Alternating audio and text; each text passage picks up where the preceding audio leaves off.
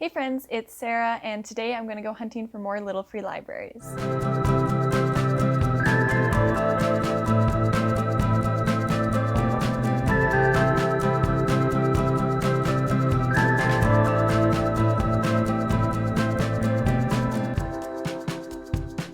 So this is the third little free library video that I've done. It's going to be a combination unhaul and haul. The others were like separate ones, but I have a bunch of books to get rid of because my shelves are overflowing again. So we've got some to get rid of, and then I'm also going further afield from where I live. So we're going to see if they have any books for me to grab. If you like these kind of videos, as I said, I have 2 previous ones and I hope to do more of these exploring even further into the city with other libraries. So make sure you subscribe if you want to see more of those videos. The books that I have to get rid of, I've got actually a fair amount, which was surprising to me. But first, my boyfriend is getting rid of The Deep by Nick Cutter, Extremely Loud and Incredibly Close by Jonathan Safran Foer, and The Passengers by John Mars. He thought they were all fine, but he's never going to reread them, so they're moving on. And then I have a bunch of ARCs actually, but the first one I have is Lightlark by Aster. This one was sent to me randomly. I have no idea what it's about really. I kind of looked at the synopsis, it sounded interesting, and then I saw that the main character's name was Isla Crown and that she uses something called a star stick to teleport. And that's too much for me, so I'm getting rid of it. Also, I've not heard great things about it, so it's some sort of like YA fantasy. People say she's an industry plant. I have no idea, but it doesn't appeal to me. Then I have Talk Santa to Me by Linda Urban, another ARC that was sent unsolicited, but I did read this one in my holiday reads video, so if you want to hear more of my thoughts about this, you can check out that video. I'll link it up top and in the description, but basically this one was just kind of meh. It was a little too young for me, and I'm never going to reread it, even though the cover is super duper cute. It's not worth it to keep it on my shelves. Then we have The Forgotten Bookshop in Paris by Daisy Wood. This is an adult historical fiction that takes place in, shocker, World War II. This one, again, was just fine. It was like dual timeline. One of them was interesting, the other one was not as interesting. And it should have just been the one timeline, but it wasn't, so goodbye. Then we have She and Her Cat, which is a manga. And I bought this originally to give to a friend, and then I actually read it and was like, this is weird. I also talk about this in my best and worst books of 2022 video, so you can check that out as well. But basically, I think this was just like a dude wishing he was a cat in a young single woman's home. It was kind of creepy and I did not like it. Then I have The Holiday Swap by Maggie Knox. Again, just kind of like a 3-star holiday romance. It was very Hallmarky. The characters made some super bizarre decisions, and it just wasn't really for me. Last one I have is The Personal Librarian by Marie Benedict and Victoria Christopher Murray. And this was another historical fiction about J.P. Morgan's personal librarian. So he had this ginormous library, and she was in charge of getting books that he wanted because he was a real true book collector of I want this first edition of, some super old book. And she's also half black, but she passes as white, so there is an element of that. I think this one was also just kind of meh. I wanted them to explore more about her race and about the books, and somehow it didn't really do either of those things. I honestly can't remember why this one was so medium. I think it was also the writing style, but it just didn't do what I wanted it to. So it is going to someone else as well, and that one was also an ARC. Those are the 9 books that our household is getting rid of to give to the Little Free Library so other people can enjoy them, and hopefully we'll find a couple for ourselves, but hopefully not 9 because we don't really need to just break even on that. Alright, so we're gonna get bundled up because it is winter outside, but we've got to have that stupid walk for our stupid mental health, so we'll see you out on the road. Hello friends, we have arrived at our first Little Free Library. We end up parking pretty much right next to it, which is great. I think I did that on purpose, but then forgot that I had done that on purpose, so it was a nice surprise for my past self. But we're in a new neighborhood that I've not been to before, right near a big park, and there's still Christmas decorations up. They've got a little Yoda over there, and there is a Grinch and Cindy Lou Who, so still very wintry vibes. It's also a lot nicer out than it has been in a little while. It's 0 degrees Celsius, so it's quite warm, and I barely need my jacket, so that's great too.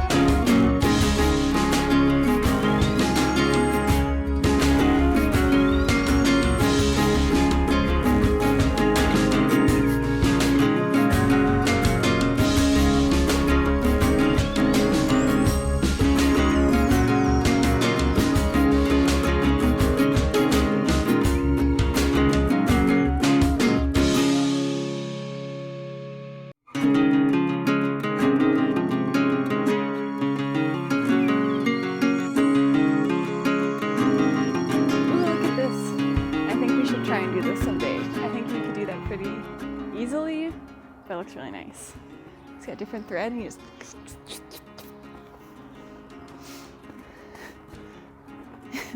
Welcome to the nut house.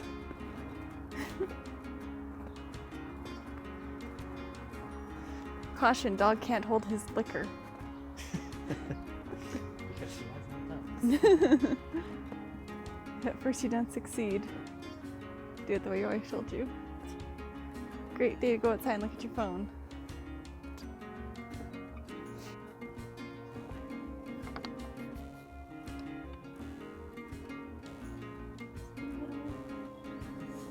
Burnt shadows. I don't see any Doctor Who like the ones. Foer. She's the one who wrote Inkheart. Good books. Forever Flowers. Home Cooking. Oh, the Babysitter's Club. Oh, these are like from like Scholastic Book Fair. Oh, but it's from Fair's Fair, the used bookstore in town. I see how it is. Oh, look at how old. Like original covers. Oh, an anthology of Canadian fiction for young readers. And it was from a library sale. They don't do those anymore. Books were like 50 cents or $1. I wonder if like Jean Little's in here. Jean Little. She was like my favorite writer when I was a kid. Kit Pearson, Deborah Ellis, Sarah Ellis. Classic. I don't need that though.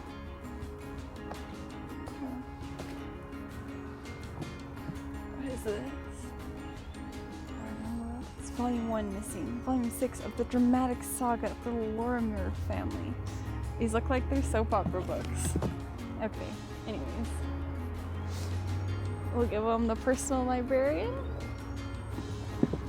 And the passengers. I've got 2 more to go to, and I've got 3 more books in here. Okay. Ooh. Squirrel.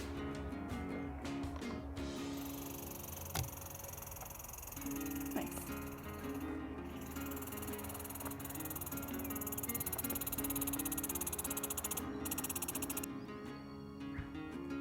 We found a secret little free library.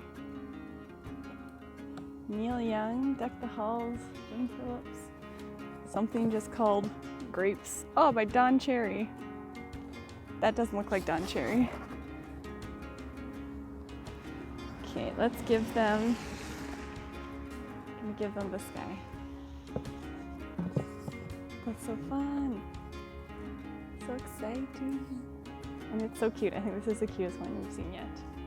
Got a little wreath for Christmas. For the rest of business. Oh, that's so fun.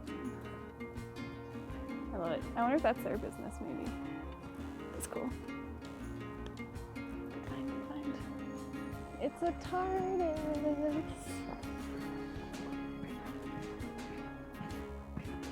It's even got a little light on the top. Oh my god, this is amazing. And they made the thing so it's a little free library. Look at the Turner book. Oh my god. This is, I don't know, this is a tie with the last one.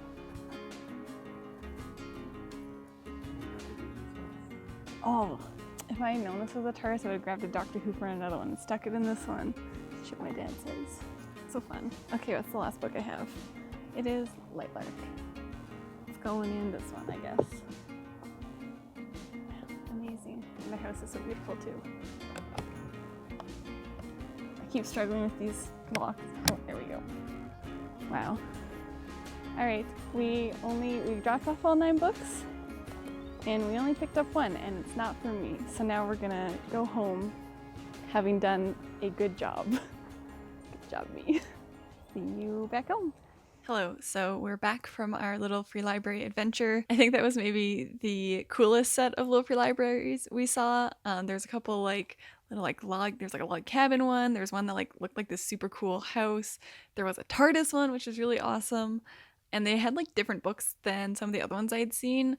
Not really any that piqued my interest, but lots of like older Doctor Who ones, some Nicholas Sparks, of course the Nora Roberts, but fewer of the like kind of Tom Clancy, David Baldacci, those ones.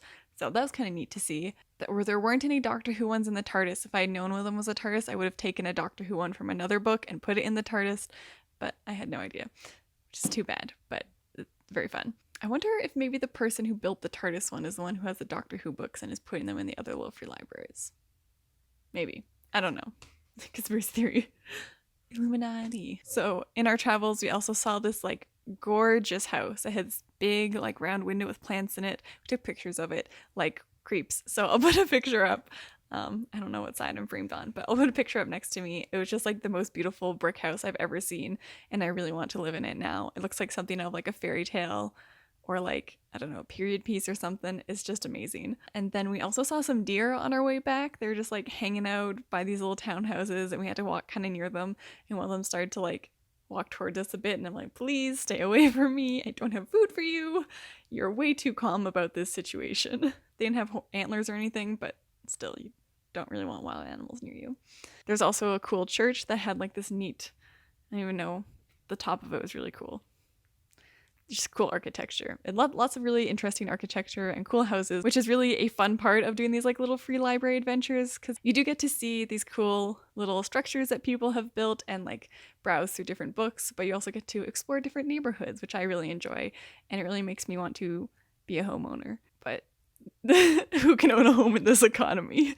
No one, sadly. But I didn't get any books, so it was a great success because I got rid of all my books and I didn't take any, but we did pick up this one from my boyfriend, which is a guide to Alberta craft beer, because he's a little fancy beer boy. He likes like craft beer a lot, so this is just kind of like talks about the different breweries. It like seems to list a couple of their beers, how long they've been serving it, just like fun facts about them. Do they sell food? Do they have tours? All sorts of stuff. So we'll take a look through this, and we'll probably end up going to a few of these, I'm sure. This is from 2018, so it's like a little old, but I'm sure some of them will still be around. It was really good to be able to get rid of my books because they were just kind of sitting in a sad little pile on the floor and looking very untidy. So it was good to get that off the floor, get those out of my life. And I can't even say like make room for new books because there's not any room still, but the ground's clean now, so that's good. And hopefully they'll go to homes where other people will read them and enjoy them as much or more than I did.